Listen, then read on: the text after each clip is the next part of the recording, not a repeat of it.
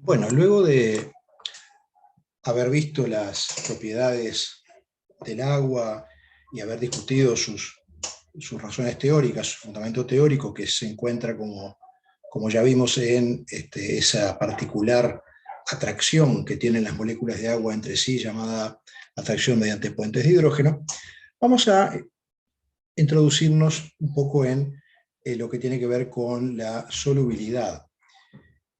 Vista desde un punto de vista cualitativo, es decir, no nos vamos a meter todavía con una discusión de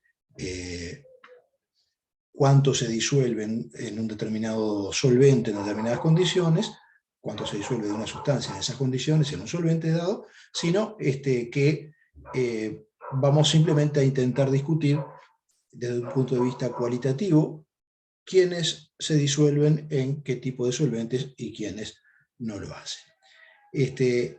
Para eso vamos a partir de una situación experimental. Nosotros en clase ya hicimos un experimento de este tipo. Se puede hacer también en casa, no es nada difícil. Aquí los solventes que elegimos son agua, o sea que eso es fácilmente accesible.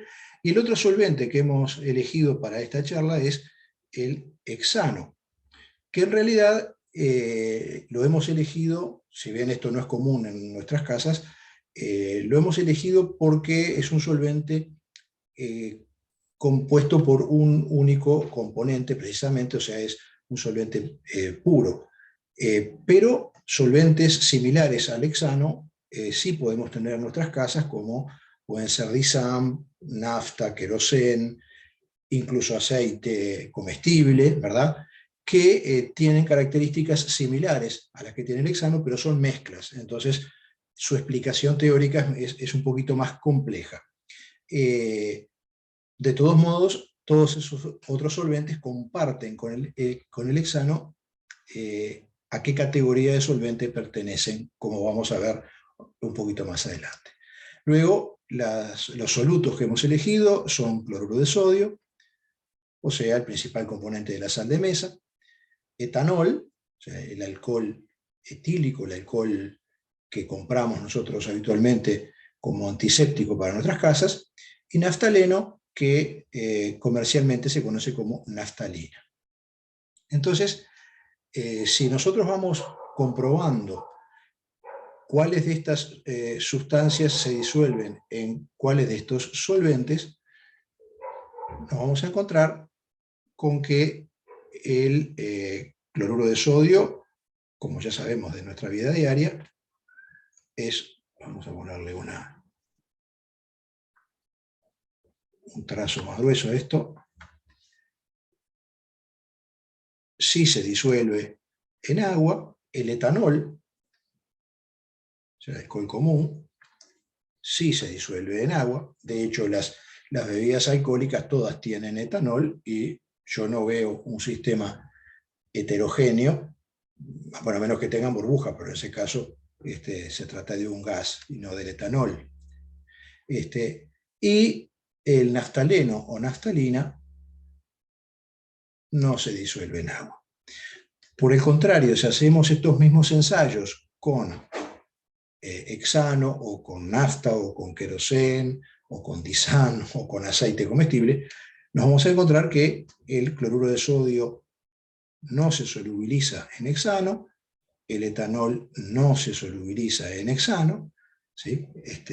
O sea, genera un sistema heterogéneo, se observan fases, y el naftaleno sí se solubiliza en hexano. Así que, a partir de estas observaciones experimentales, podemos ver que aquellas sustancias que fueron solubles en agua no lo fueron en disán y viceversa. Aquello que se solubilizó en disán no lo hizo en agua. O sea, tenemos dos comportamientos opuestos de estos solutos en estos solventes. Lo que vamos a intentar hacer ahora es encontrarle a esto una razón, una explicación teórica. Y para eso lo primero que vamos a hacer es dedicarnos un poquito a los solventes. discutir qué características tienen estos solventes.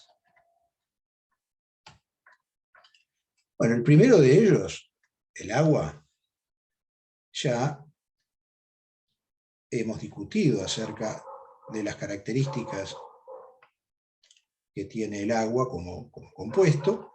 Hemos visto que es muy especial y hemos visto que su molécula es una molécula angular, un ángulo acá de 105 grados, pero fundamentalmente hemos visto que es una molécula que presenta polos de tipo eléctrico. O sea, es una molécula polar. Con toda la importancia que tiene esto, ¿verdad? Que facilita, permite la atracción entre el oxígeno de una molécula y el hidrógeno de la siguiente, mediante fuentes de hidrógeno. Por lo tanto, al agua la vamos a clasificar como un solvente polar. Sencillamente porque sus moléculas son polares. Vamos ahora al caso del hexano. El hexano, que se obtiene, al igual que la nafta, al igual que el gasoil, al igual que el queroseno, al igual que el disán, a partir del petróleo, es un hidrocarburo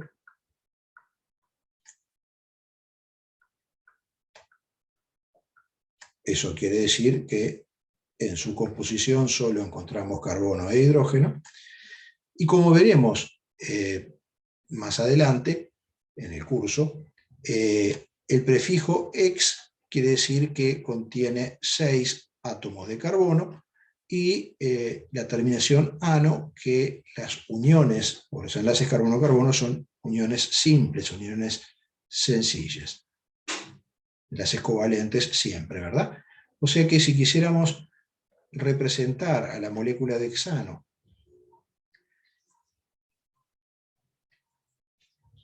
en su fórmula desarrollada, tenemos una cadena carbonada formada por 6 átomos de carbono, todos unidos mediante enlace covalente simple, y luego los otros átomos unidos a cada carbono hasta completar 4 enlaces por carbono. Esa es justamente la capacidad de enlace que tiene el carbono en los compuestos orgánicos y que vamos a tener siempre presente cuando veamos química orgánica.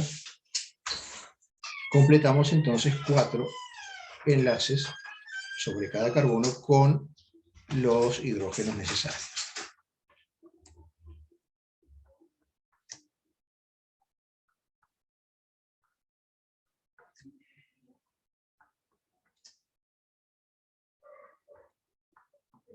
Ahí tenemos entonces la fórmula desarrollada de la molécula de hexano. Si queremos clasificar a esta sustancia como solvente, lo que vamos a hacer es clasificar los enlaces que se encuentran presentes allí. Ahí encontramos enlaces carbono-carbono y carbono-hidrógeno. ¿Qué hacemos para clasificarlos? Es lo que hacemos siempre, la diferencia de electronegatividades de los dos átomos que se encuentran unidos. En este caso es muy simple, ¿verdad? O sea, ese delta X, carbono-carbono, nos va a dar 0, porque es electronegatividad del carbono menos la electronegatividad del propio carbono.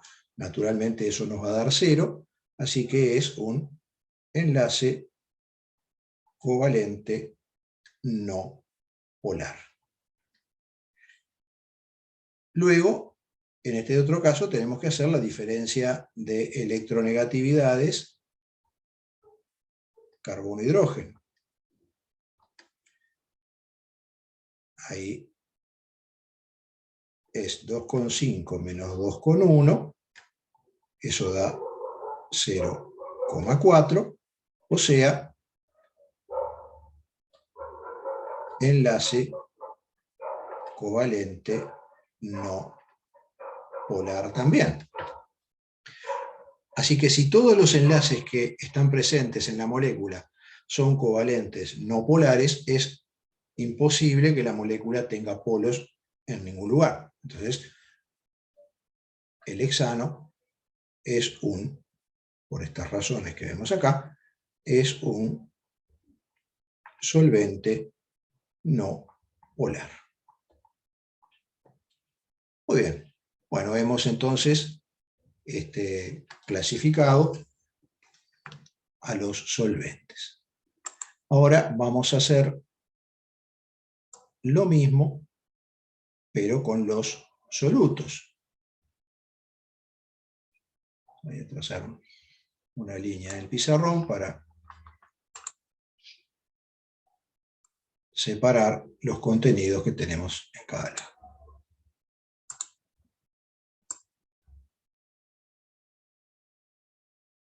Perfecto. Bueno, vamos entonces al otro lado a clasificar los solutos.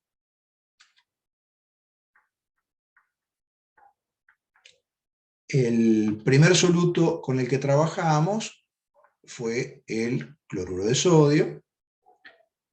Si queremos saber qué tipo de sustancia es, vamos a clasificar una vez más el enlace presente en este compuesto. Bueno, para eso vamos a hacer la electronegatividad del sodio menos la electronegatividad del cloro. Eso es 0,9 menos 3,0.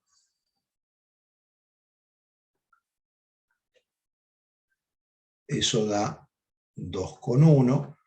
Obsérvese que a pesar de que puse el 0,9 delante y el 3 al final, como he puesto barrita de valor absoluto, lo que voy a tomar es el número siempre positivo, o sea, sin el signo. 2,1 corresponde entonces a un enlace de tipo iónico. Por lo tanto, vamos a clasificar al cloruro de sodio como un soluto iónico.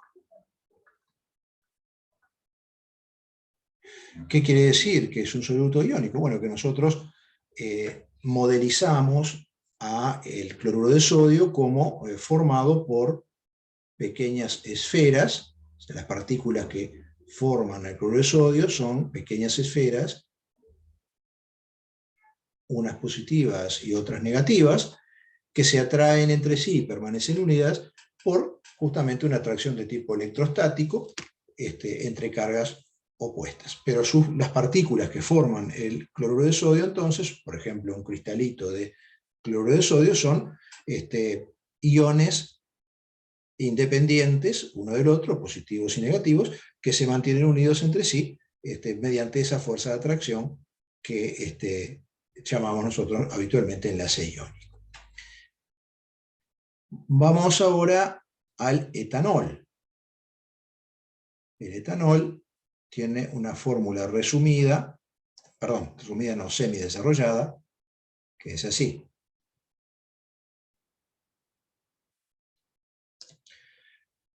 Para clasificarlo nos va a convenir ver claramente cuáles son los enlaces presentes en esa molécula. Así que yo voy a hacer ahora la fórmula desarrollada, donde se explicitan todos los enlaces que hay en los átomos presentes en la molécula.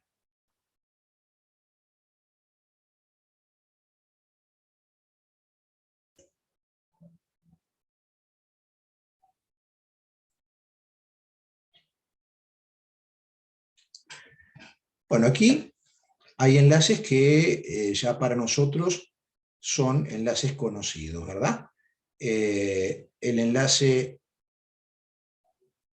carbono-hidrógeno es un enlace covalente no polar. El enlace carbono-carbono es también un enlace covalente no polar. Eso ya lo sabemos. El enlace oxígeno-hidrógeno es un enlace covalente polar. ¿Se acuerdan la diferencia de electronegatividades entre el hidrógeno y el oxígeno? Nos da 1,4, siendo el límite para el enlace covalente polar antes de ingresar en el enlace iónico de 1,6, o sea que está muy corrido hacia las características iónicas, este enlace covalente polar, o sea, es un enlace covalente de una polaridad muy, muy marcada, ¿verdad? Polo negativo, polo positivo. Y luego nos quedaría aquí clasificar este enlace, el enlace carbono-oxígeno, que para clasificarlo vamos a hacer la diferencia de electronegatividades, como hacemos siempre. La electronegatividad del carbono es 2,5, la del oxígeno es 3,5, eso nos da una diferencia de 1, por lo tanto también es un enlace covalente polar, con una polaridad menos marcada que esta, porque la diferencia de electronegatividades dio un poco menos, ¿no? 1 contra 1,4. Podemos señalar una polaridad también aquí sobre este carbono, ¿sí? Claro, ahora, ¿cómo clasificamos al etanol? Porque por un lado tenemos una zona que es claramente no polar, ¿no? Y luego tenemos un extremo acá muy polar y una leve polaridad sobre este carbono aquí. Bien, vamos a clasificarlo como un soluto.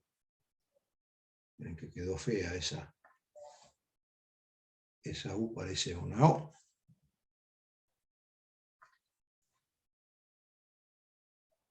Un soluto polar. ¿Por qué le damos preferencia a esta zona y no a esta otra? Bueno, porque precisamente la polaridad acá es tan marcada, estos polos son tan potentes, que son los que le brindan las características principales a todo el compuesto. Como veremos más adelante, si esta cadena carbonada fuera más larga, empieza a predominar lo no polar frente a lo polar. Pero en este caso podemos con tranquilidad hablar de que se trata de un soluto polar, porque hay solamente una cadena de 2 carbonos unidos a este grupo OH que tiene una polaridad muy, muy, muy potente. Y finalmente nos quedaría el naftaleno, que tiene una estructura como la que vamos a dibujar ahora.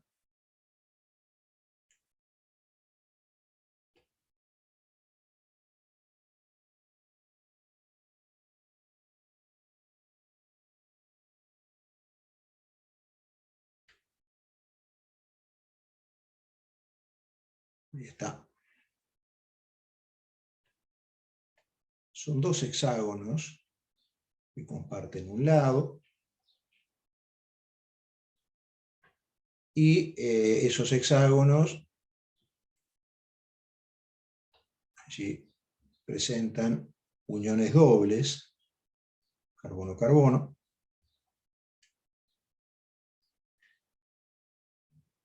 y luego los hidrógenos correspondientes para completar los 4 enlaces sobre cada carbono.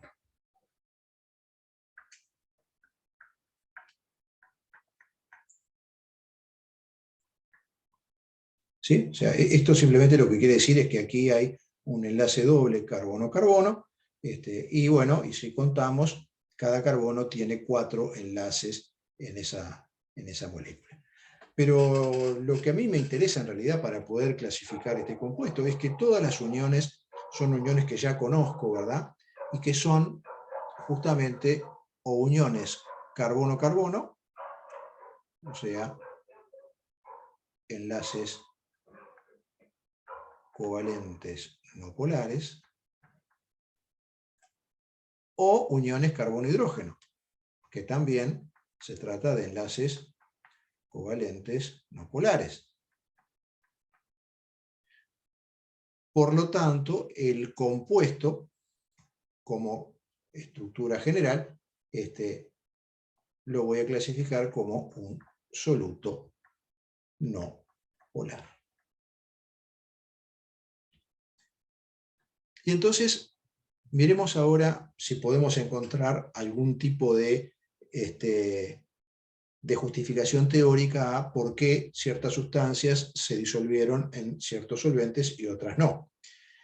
Si nosotros miramos, las moléculas de agua son moléculas que presentan polaridad, ¿sí?, de tipo eléctrico. ¿Qué sustancias fueron solubles en el solvente polar? Las sustancias, o la sustancia iónica y la sustancia que es polar, o sea, soluto iónico y soluto polar fue soluble en solvente polar.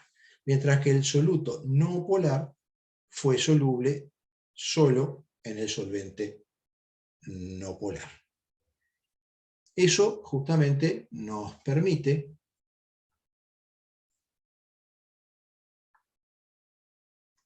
llegar, o ejemplificar, mejor dicho, lo que sería la regla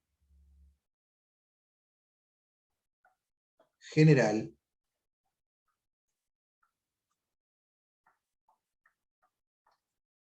de solubilidad, que es una guía para predecir qué solvente será capaz de disolver a un determinado soluto. Lo que dice la regla general de solubilidad es algo en realidad bastante sencillo. Lo que dice es lo similar disuelve a lo similar. ¿Qué queremos decir con esto de lo similar disuelve a lo similar? Estamos queriendo decir que los solventes polares van a ser capaces de disolver solutos iónicos o solutos polares.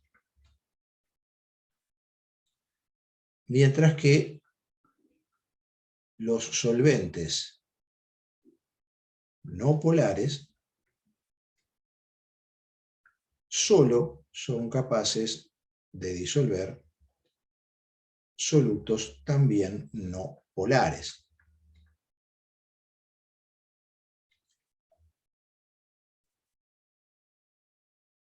Esto tiene que ver con que para que se produzca la mezcla entre soluto y solvente, debe de existir algún tipo de afinidad, algún tipo de atracción similar entre las partículas del soluto y del solvente a la que hay entre las partículas del soluto entre ellas mismas y del solvente entre ellas mismas. Si vamos a los ejemplos de las sustancias que fueron solubles en agua, nosotros dijimos, bueno, el agua está formada por moléculas polares, o sea que tienen polos de tipo eléctrico, y los solutos iónicos están formados por iones, o sea, partículas que nosotros las imaginamos como esferas cargadas. Si esto podría perfectamente bien ser el sodio en el cloruro de sodio. Bueno, cuando las moléculas de agua se aproximan a una esferita con carga positiva, o sea, un catión, por ejemplo, un catión sodio, se van a orientar de manera de ubicar su polo negativo hacia el catión, de forma que aparece allí precisamente una fuerza de atracción de tipo electrostático. Si otra molécula de agua se aproxima por esta zona, va a ser otro tanto, es decir, va a orientar su polo negativo hacia el catión, y allí aparece entonces una fuerza de atracción de tipo electrostático. Y así el catión es rodeado completamente por moléculas de agua que interactúan con él a través de sus polos negativos, que son los oxígenos. Si se tratara de un anión, por ejemplo, podría ser el anión cloruro, del cloruro de sodio. Lo voy a dibujar un poquito más grande porque los aniones son más grandes que los cationes. Esto no está hecho a escala, pero bueno, como imagen es útil. En ese caso, las moléculas de agua se van a orientar con su polo positivo hacia el anión, porque estos polos positivos pueden establecer fuerzas de atracción de tipo electrostático con el anión. Si hay otra molécula de agua que se aproxime por esta zona, también se va a orientar de esa manera, con sus polos positivos hacia el anión, estableciendo allí fuerzas de atracción de tipo electrostático con él, rodeándolo completamente. En este caso se diría que cuando quedan completamente rodeados por las moléculas de agua, tanto el catión como el anión están totalmente solvatados, ¿sí? Hidratados en el caso del agua, solvatados en el caso de cualquier otro solvente. Si estamos pensando en el etanol, vamos a cambiar de color. Para el caso del etanol yo no voy a desarrollar por completo la fórmula porque me interesa ver solamente qué es lo que pasa en el extremo polar, que es el que interactúa con las moléculas de agua, ¿no? Acá este carbono está unido a como ya habíamos representado en la página anterior. Acá tenemos entonces el grupo OH con su polaridad muy marcada. Si hay moléculas de agua en este ambiente, esas moléculas de agua también van a orientarse de forma que sus polos opuestos queden enfrentados con los de la molécula de etanol, y se establecen entonces aquí fuerzas de atracción también de tipo electrostático entre el polo negativo de una molécula de agua con el positivo de una molécula de etanol, que además, en particular en este caso, son atracciones mediante puentes de hidrógeno, porque es el oxígeno negativo, polo negativo de una molécula con el hidrógeno polo positivo de otra molécula. Si la molécula de agua se aproxima por esta zona, entonces va a orientar su polo positivo hacia el polo negativo de la molécula de etanol, y aquí se produce una nueva atracción mediante puentes de hidrógeno, y de esa manera entonces es posible la mezcla entre agua y etanol. Sin embargo, no existen fuerzas de atracción similares entre moléculas de agua, moléculas polares, y moléculas como la del naftaleno, que carece absolutamente de polos, o como la del hexano, que también carece absolutamente de polos. En ese caso, las fuerzas de atracción son mucho más similares entre las moléculas de hexano entre ellas y las moléculas de naftaleno entre ellas, y a su vez las que hay entre las moléculas de hexano y naftaleno, que las que puede haber entre moléculas de agua y moléculas de naftaleno. Entonces, por eso, justamente, el naftaleno no se disolvió en el agua, pero sí logró disolverse en disano, o en hexano, mejor dicho, que fue lo que presentamos en la placa anterior. Porque el tipo de fuerzas de atracción son similares, las que hay en el hexano y las que hay en el naftaleno, y no son para nada similares a las que hay entre las moléculas de agua, ¿sí?, entre ellas, ni entre las moléculas de etanol, ni entre las moléculas, entre los iones de cloruro de sodio. Bien, y esto es entonces lo que vamos a utilizar, o sea, esta regla de general de solubilidad es lo que vamos a utilizar para hacer ejercicios, para poder resolver situaciones en donde nos plantean teóricamente, si yo tengo esta sustancia, en qué tipo de solvente la voy a lograr disolver. Si en un solvente de tipo polar como el agua, o en un solvente de tipo no polar como el hexano, como la nafta, como el gasoil, como el disan, como los aceites vegetales. Bueno, y entonces en el próximo video lo que vamos a hacer precisamente es ver algunos ejemplos, algunos ejercicios de aplicación de esta regla. Muy bien, nos vemos entonces.